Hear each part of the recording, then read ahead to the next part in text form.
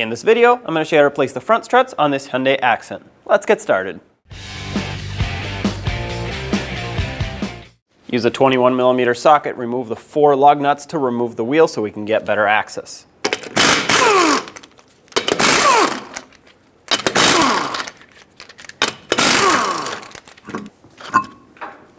On the strut, you'll see the sway bar link mounting nut attached to it. This is an 18mm nut with your socket on it. Try to remove it. The reason I say try is because most of the time the stud will spin with the mounting nut. There is a cutout on the backside that I'm going to use a 16mm wrench on. This is going to hold the stud in place while I unthread it. You're going to have to find the cutout because it's only one. It's not a hex, it's just 2 flat spots. Once you find it, you should be able to get that wrench on. If you can't get it lined up, just spin the stud with the mounting nut until you can get the wrench in. Now try it again.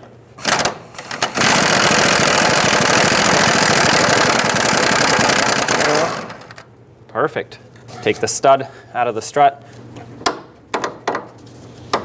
Remove the sway bar link from the strut. There we go. On the other side of the strut, there's a 10mm bolt holding on the ABS wire. Remove this bolt.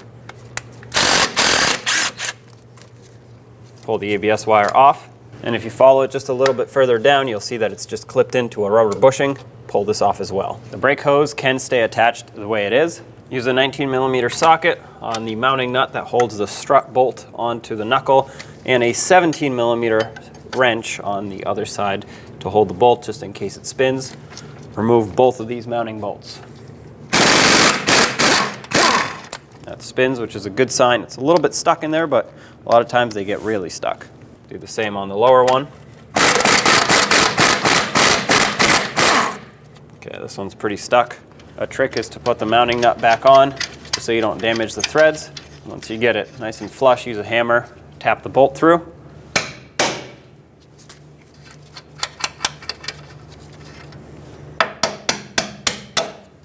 There's one. The lower one is going to be a little trickier just because it's most likely a lot more stuck since it wasn't even spinning when I tried to spin it with a wrench. However, I'll give this a try.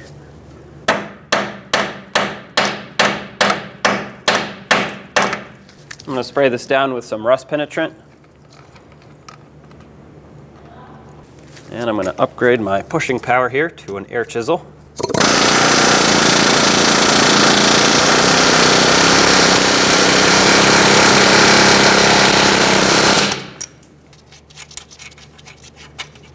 Okay. There it is. It was pretty rusty. We'll clean this up, but it is definitely still reusable. If yours is in really poor condition, consider replacing these. At this point, when you pull the knuckle down, you want to make sure you don't separate your inner CV joint on the axle. So don't pull it out this way too far. Leave it pushed in as much as you can, and I prefer to use a bungee cord and tie it this way so I can work on the strut without worrying about the axle. There we go. Use any point here that you think is safe. Just don't use a wire, a hose, or anything that's rubber and fragile to tie up the knuckle. As you can see, it can move around a little bit to get me some space, but it's not going to pull away. Now we can go up top and unbolt the rest of this strut. Under the hood, this is what you see on each strut tower. There's a rubber cap that holds down a center nut, or covers up a center nut, I should say, that we're going to have to remove. And this is not the one that holds the spring. So don't worry, we are not loosening pressure off of the spring. This is just a cap with a rubber bushing on it that holds the strut onto the strut tower. To loosen this, you want to use a 19mm wrench or socket if you can get a socket in here, but I can't, so a wrench it is. These shouldn't be super tight to begin with, so a wrench should do the job just fine. Unthread this all the way. All right, remove this completely. Take this cap off and carefully remove the strut from the vehicle. There it is. Take the new strut, slide it into position. I have my cap and my mounting nut ready to go.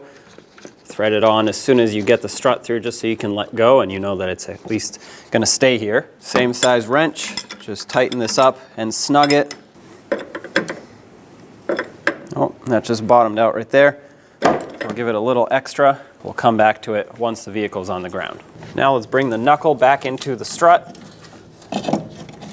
Line everything up.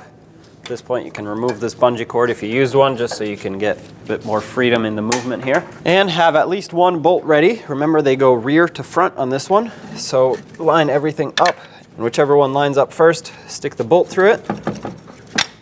There we go. And then, of course, do the same on the other one that is not yet bolted on. Make sure you don't pinch the ABS wire. There we go. Put the two mounting nuts on.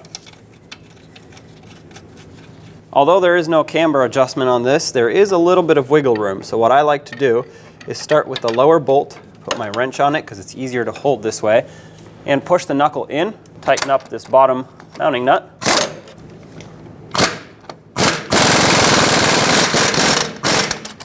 All right, that's snug. Once you've done that, the knuckle should stay in place, so you can tighten up the top one. Torque for these two is 115 foot-pounds. Hold your bolt if it spins. If not, torque it down. That's one. And two. Let's get the sway bar link reconnected. Slide it through the strut. Put the mounting nut back on. And snug it up. Gonna have the same issue here. We have to hold the stud from spinning.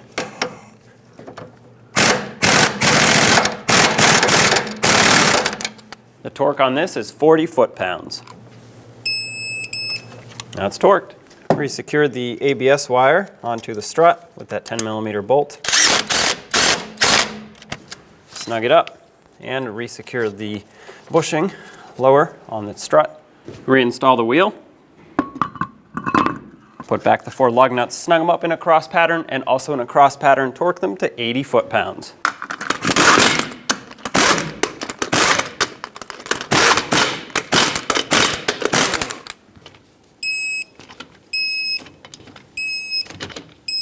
Double check them.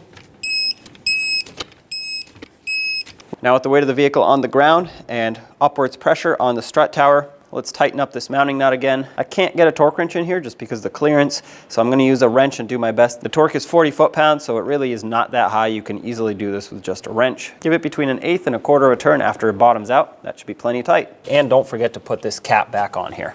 At this point, you do the same to the other side. I always recommend replacing these in pairs. When only the best will do, demand TRQ. The only company that lets you view before you do. TRQ is committed to offering the highest quality aftermarket auto parts that are engineered for peace of mind. Thanks for using and viewing with TRQ.